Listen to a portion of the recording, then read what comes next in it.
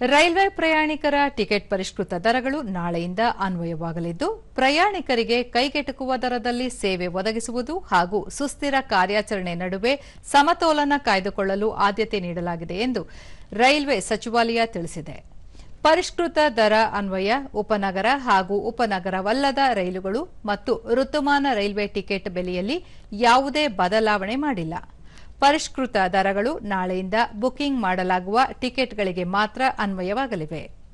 ಮುಂಬರುವ ಪ್ರಯಾಣಗಳಿಗೂ ಸಹ ಈ ಹಿಂದೆ ಬುಕಿಂಗ್ ಮಾಡಲಾದ ಟಿಕೆಟ್ಗಳಿಗೆ ಯಾವುದೇ ಹೆಚ್ಚುವರಿ ದರಗಳು ಇರುವುದಿಲ್ಲ ಎಂದು ಸಚಿವಾಲಯ ಸ್ಪಷ್ಟಪಡಿಸಿದೆ.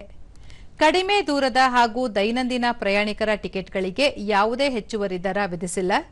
215 ಕಿಲೋಮೀಟರ್ ವರೆಗಿನ ದ್ವಿತೀಯ ದರ್ಜೆ ಟಿಕೆಟ್ ದರ ಯಥಾಸ್ಥಿತಿ ಇರಲಿದ್ದು, ನಂತರ 750 ಕಿಲೋಮೀಟರ್ ವರೆಗೆ ₹5 ಹೆಚ್ಚಳವಾಗಲಿದೆ. 751 ಕಿಲೋಮೀಟರ್ನಿಂದ 1250 ಕಿಲೋಮೀಟರ್ ವರೆಗೆ ₹10 ಹೆಚ್ಚಳವಾಗಲಿದೆ. ಸ್ಲೀಪರ್ ಕೋಚ್ ಮತ್ತು ಪ್ರಥಮ ದರ್ಜೆ ಸಾಮಾನ್ಯ ಟಿಕೆಟ್ ದರದಲ್ಲಿ ಕಿಲೋಮೀಟರ್ಗೆ ₹1 ದರ ಏರಿಕೆ ಮಾಡಲಾಗಿದೆ.